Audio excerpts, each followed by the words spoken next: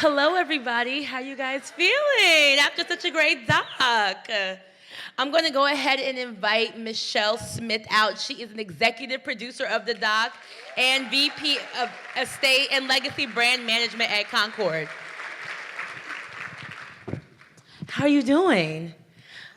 Let's make sure your mic. I am good, thanks. How are you? Good, good.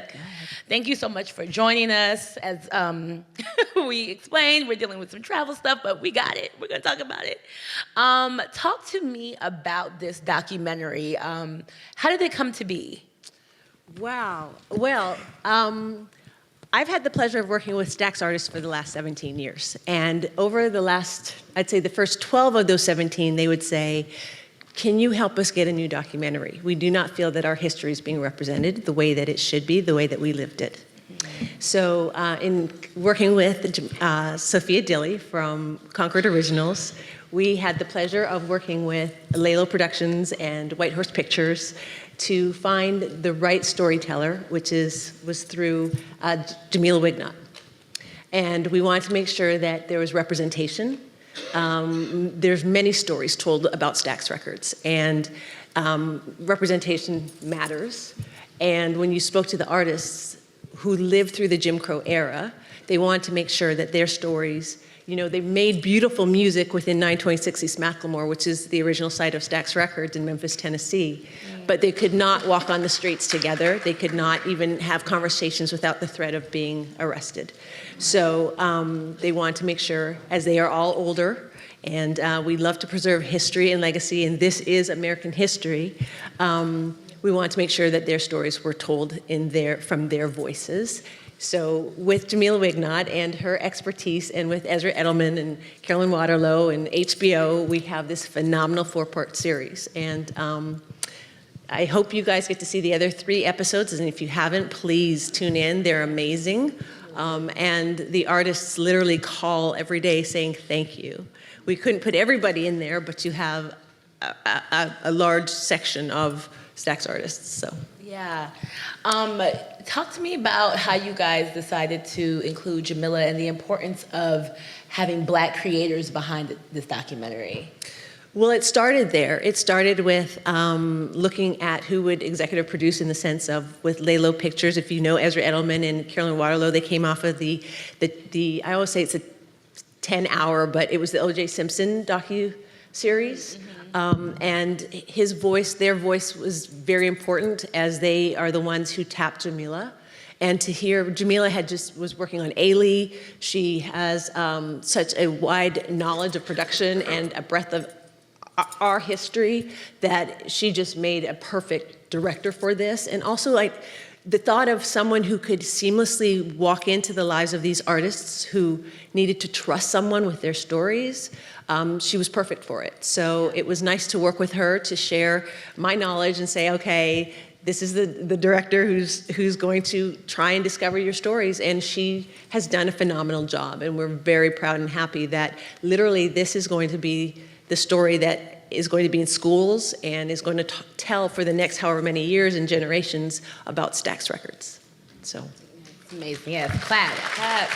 Because I do think it's so important to preserve legacies like this, because sometimes people act like there's, you know, they don't realize how many record labels there were putting out music like this. And one of my favorite parts of watching this with an audience was seeing everybody get to react to their favorite songs when they were coming in, and seeing how they were made, and even the way that the artists were introduced, where you were kind of like getting a silhouette of Otis running, like, is that him? Oh yeah, I think that's Otis. Yeah. So like, I really loved like the reveals, and then like even the songs and like how they came about. So what are some of your favorite moments from this documentary and the music, like especially from the first episode? So from the first episode, it would be where Booker T. Jones tells you how he discovered or created Green Onions. That one is very interesting because he breaks down exactly his thought process. So a lot of Stax artists were not trained musicians. They learned, they taught themselves, they collaborated, but they were not trained. Where that's one of my favorites. Another one is Jim Stewart. When he says he's been eating green onions for years, or he's no longer in country music, yes, that is Mr. Stewart. And unfortunately, he passed away while we were filming it. He ended up getting the Special Merit Award through the Grammys shortly after he passed away. But to see that he had a love for country music, he actually, I don't remember if it tells this, but it was a Ray Charles song that he heard that made him want to go into R&B and soul. So, and the fact that he, as the founder, asked his sister, who was the co-owner, to loan him money so he could start a label. Now, once again, this is Memphis, Tennessee in the 1960s. So it actually started in 1957. When we pick it up here, it's roughly 61. And it was unheard of to see blacks and whites working together. And the fact that's so special about this doc and about the music and the catalog of Stax Records is, as Al Bell said, he didn't know that they were two black musicians and two white musicians. He just knew the music was good, right? And that's what touches the soul and the spirit. So the fact that when you see Booker T and the MGs and you're like, wow, this is not, because remember, record covers did not always have the artists on the cover, right? So you didn't know what they looked like. So then when he figured it out, he was like, wow, this is magic. And it really is magic. And I'm not just talking about the early years of Stax, but as you look at all the artists, it really is magic because it was about the music, it was about the heart of humanity, not about what the laws of the land were saying that we had to live within. So that's what's important here.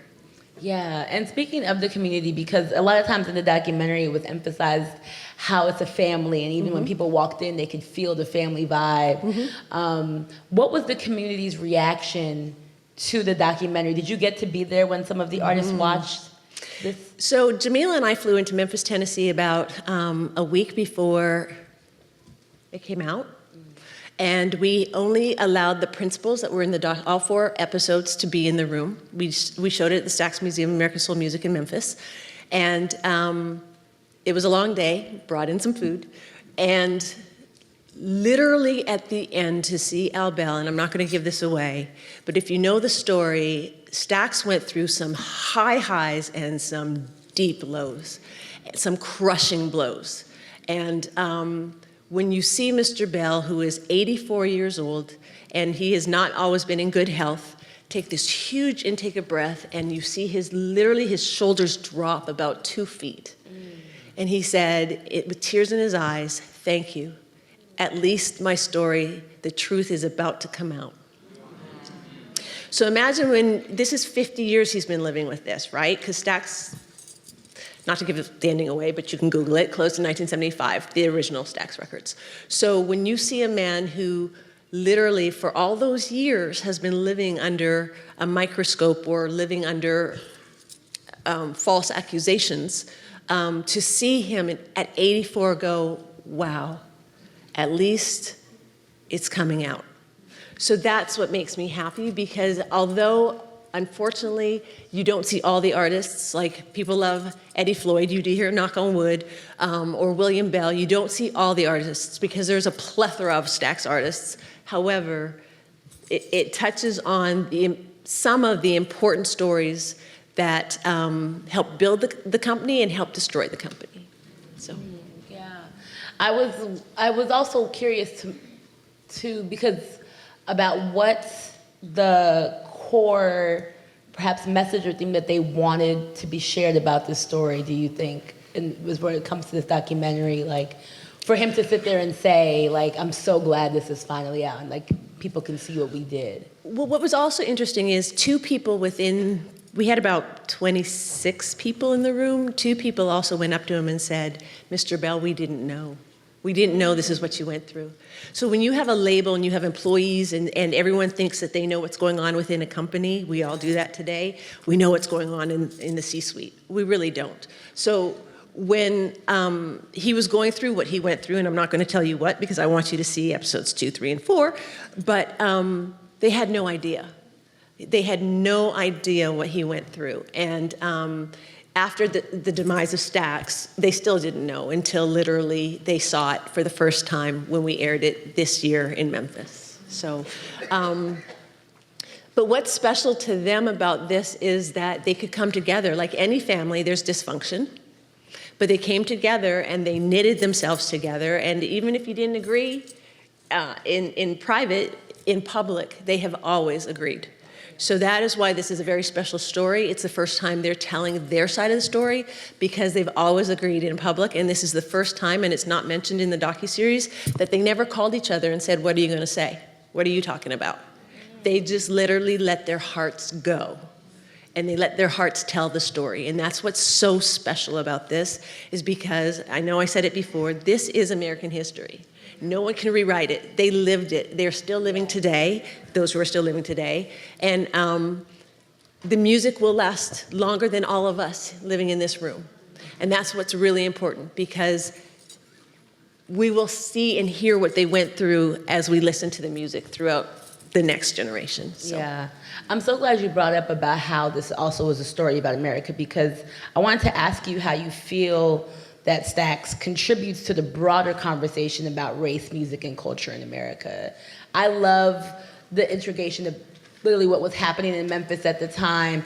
I think there's a beautiful quote from Carla in this when she talks about having to know that she was chosen, and how like seeing the black students who were integrating the schools also had to know they were chosen, who they were.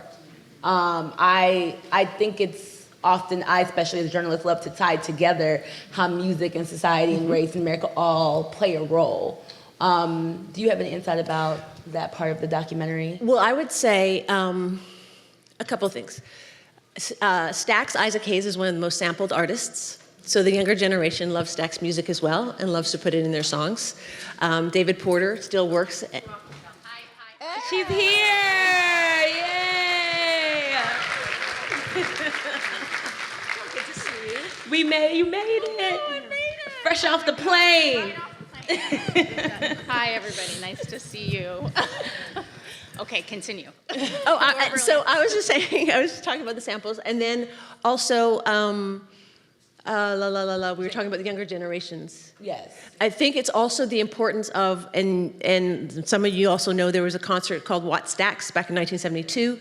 That concert, the first time African Americans had 100,000 African Americans got together and watched a 7-hour concert.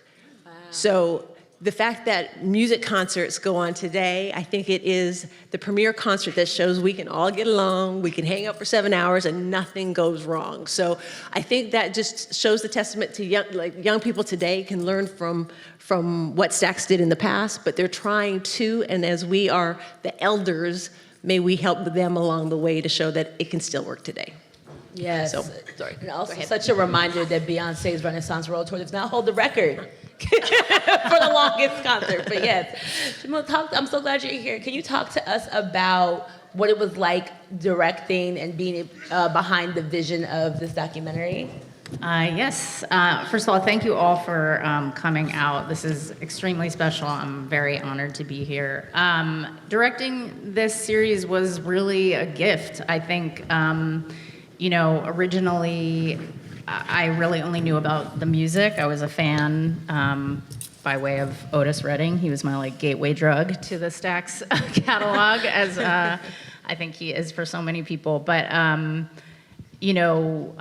thought documentaries take a very long time to make, and I was excited because I just thought I'll be able to kind of live in this sonic universe for a good long time, which was very exciting. And then I started digging into the research and really seeing these much bigger themes that are the backdrop against which this label came into being, and that was really amazing, that this is really an American story, and to know that HBO is giving us the kind of real estate to tell that story in the fullest possible way was great. And it was also terrifying.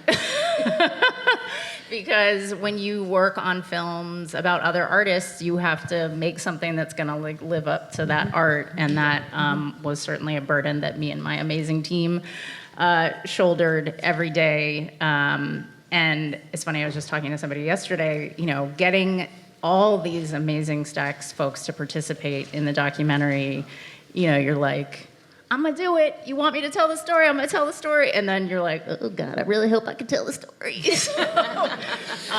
So, just a beautiful journey.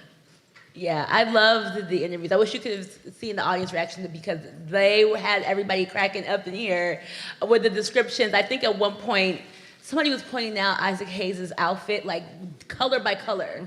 Like chartreuse, like they digging in the, yeah, I was like, to have such a vivid memory of those moments and even just the goosebumps on their arms as legendary music was being made it was so touching to hear that first person perspective, so I'm so glad. Can you talk about your approach in capturing the essence and impact of Stax Record in the documentary? We had the sit down interviews obviously with the principal cast, but even digging through, because as you mentioned, there's so many artists that didn't get to make the cut, and I'm sure so many stories that didn't get to make the cut.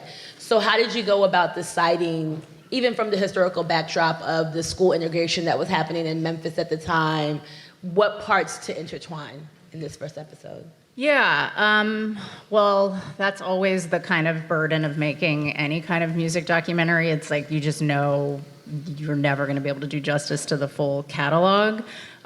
Because it's a cinematic story. A lot of that was determined by what was available in the archive, so that kind of led the way. And we had to kind of tell the story of the bigs. So there were some kind of frameworks that are already there that kind of limit the scope.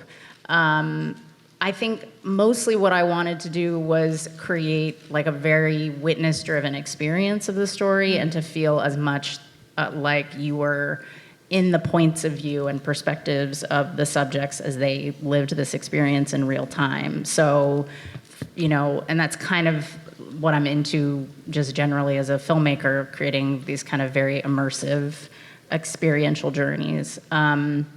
So, where we decided to weave in history and kind of telescope out to the bigger picture was in many ways driven by the stories that the subjects themselves were telling, and also just kind of knowing, you're starting a series and you're kind of always thinking through, like, you want the arc. It's a series and it's a 4-part series, but you could really view it in one sitting. Mm-hmm. And so knowing that, like, if we are going to experience the assassination of MLK, in episode 2, we wanted to make sure we kind of established him early on in episode 1, but not in a way that was sort of taking over or making a moment of it, just placing their story, within the context of the times. Is really fascinating when you think about, Rufus Thomas and Carla Thomas putting out an album in '61, and then what's happening in the civil rights movement, and then what's happening, like, specifically in Memphis, always wanting to stay kind of super specific and then kind of broadening out. And, that piece of footage the audio that you hear with the students at Memphis State University was something that my archival producer, the great Inez Farag, if any of you are doing archival documentaries, she's an incredible researcher. And like that piece of footage just, floored us because it's so stunning how just frank they were, and it was really the kind of casualness of the way that they're speaking about Black people was incredibly telling. And so it's just like a piece of footage like that really helps you give a sense of the world and then helps you set up, Stax in opposition to that, because they're doing a very transgressive thing. None of them are thinking that. They're not like walking through the door saying, we are transgressing, the institutions of Jim Crow. They're just doing it organically. But we needed something to be able to show that. So it was sort of just finding those moments where you understood that a kind of organic process that was happening for them, could be played out against a larger picture. And then similarly, when the larger world does intrude on the kind of little safe space that they had there, so just kind of writing those points of history organically as the label itself did. Yeah, I think one of the things I loved about the doc in the first episode was even just seeing how so many of them talked about how they literally kind of just stumbled onto the place. Or somebody put it beautifully saying, I walked into my dream. Yeah. I thought that was like one of my favorite lines from this, because it is sometimes like you don't, I think we think back on history and think like, oh yeah, people just knew. But but a lot of the time, like, they didn't know what it was going to be. How did working on this documentary influence your perspective on the music industry and its history? Oh man, it's dark. Like savage, like criminal enterprise levels. Sorry, Michelle, I know this is your background, but my Lord. Yeah, it blew my mind. I mean, it was just, so vicious. And I think there's this way that Jim and Jim Stewart and, even Al Bell, I think being a bit more savvy about certain things because he's just sort of temperamentally that way. They are really dreamers, And so it's like it's just a weird world where you have a bunch of creative people trying to just make their art and get people to hear something.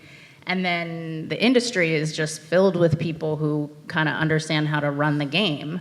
And, just seeing in this one specific story how brutal that really can be, it's like a very extreme form of capitalism, I think, is, it's like winner takes all, zero-sum game. When I don't want to give too much away of the story, but in episode 4, Stax runs into conflict with CBS, which is like a major record label that they partner up with for a very short period of time. And, it's just, I remember thinking like CBS Records at that time was the dominant record label in literally every single genre that existed in music. They were number one. And what they didn't have very much strength in was soul music. So they're like, we want to get in the game because we now see that this is going. And I just remember saying to Rob Bowman, one of the scholars, like, why? Like, why do they have to also get it? They already have 99.9% of the pie. And he was just like, he's from Canada. He was like, you're American. Don't you know how capitalism works? But yeah, it's that kind of, really rapacious capitalism that is, was pretty stunning to me. But I'd like to share that in the start of episode 4, I think Jamila covers it so well. There is something that Al Bell says. He breaks down capitalism. And he breaks down the story of corporate, it's not only the music industry, right. It's corporate America. Right. And the way that he explains it, when you see the end of it, you go, oh my gosh, that still happens today. And we don't pay attention to it like we should, or we might have, or maybe it's not as blatant as it was back then, but he breaks it down to a point where you're like, oh yeah, you can actually see it as you're going through the news on a daily basis. Does that make sense? So, but yeah, you cover it so well in episode 4. Thank you. Yeah, and because this is a film festival, and since we are bringing up the capitalism, You went there. Right. I wanted to ask you, Jamila, what advice do you have for filmmakers right now, especially like even watching the doc and seeing how they had to do a lot with a little? And I kind of feel like, especially with the recession we're experiencing right now, there's a lot of having to do a lot with a little. Yeah. Do you have any advice to people who are trying to still create their art right now, to keep going? Yeah. Optimism. I know. It's rough out there right now. It's just a very hard time to get things funded. I think because of the way, in documentary in particular, the way that the marketplace has grown, and we had this like brief little, everybody's like, it's the golden age of documentary, and it lasted like 1 year. A lot of the kind of philanthropic resources that were once there have dried up, so it's very, very, very hard. I am not a kind of one-person band filmmaker. I wish I was. So if you're young, I would say like try to learn a lot of the different, if you can shoot your own stuff, if you can edit your own stuff, do that. Otherwise, I think, the story of Stax is really about what the power of a kind of collective of people can do with limited resources, and finding ways to kind of collectivize so you find your community and find your friends. And I was doing this earlier on in my filmmaking career, like, okay, I can do research for you if you can come shoot for me, and we're like sort of bartering that way. go into academia. I mean, in terms of like sustainability, I don't know, but Okay, girl, it's thanks. a question I ask. It's a question I ask myself every day. But yeah, we need these stories, and I think that's the thing. Is like we're in a moment where things feel tight, and there's things are getting constricted, but artists and filmmakers always find a way. So don't give up, because this industry is on a boom and bust like every other one, and so I think we will boom again, but we can't boom if people aren't telling stories. Mm-hmm. Yeah. Thank you so much. I wanted to end with, if either of you, I mean, I think we touched on it a little bit, but if you were to put it into summation what you think the lasting legacy of Stax Records is in today's music conversation, what would you say that would be? I mean, you know better than I do. It's everywhere. It's like, there's a part 2 of this series that would just be interviewing every DJ who hounds Michelle like on a daily basis. Like her and RZA are just like, I mean, so the DNA of this music, inspired all these kinds of places in its own time, and then has carried through to what's in our present sound. I remember, it's not in the film, but we did a session with David Porter, and he played The Masquerade Is Over, is that his song? And in the first 30 seconds, my DP, who's much more of a hip-hop head, the great Brian Gentry, was like, oh my God, like, I mean, he was hearing like 30 songs. Yeah, all the samples, all our favorite rap songs. Yes. So, I mean, it's still there, and, that's the beauty, and it's sort of the bittersweetness of this, is like, it's, the music really lived on, it will live on when aliens come to this planet and are like, what did they do? This record will be there to tell them. So that's my answer. What's yours? Well, no, like I said, this music will outlive all of us. So, and that's what is so special about it. And new generations are finding it all the time. And then their kids will find it, and their kids will find it. So never forget to turn on a record player and a piece of vinyl. Make sure it says the Stax Records logo on it.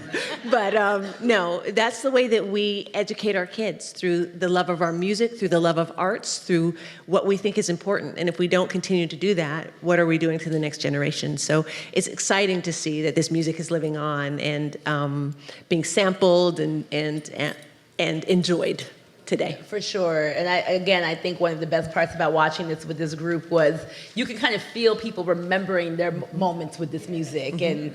And, I heard some of you singing along and being like, oh man, when I used to, like, I just love that part of music in general. So, and I love that this documentary evokes that feeling out of all of us. So thank you both so much for your work in making this happen. And thank you all for being such an attentive audience. Thank you. Thank you.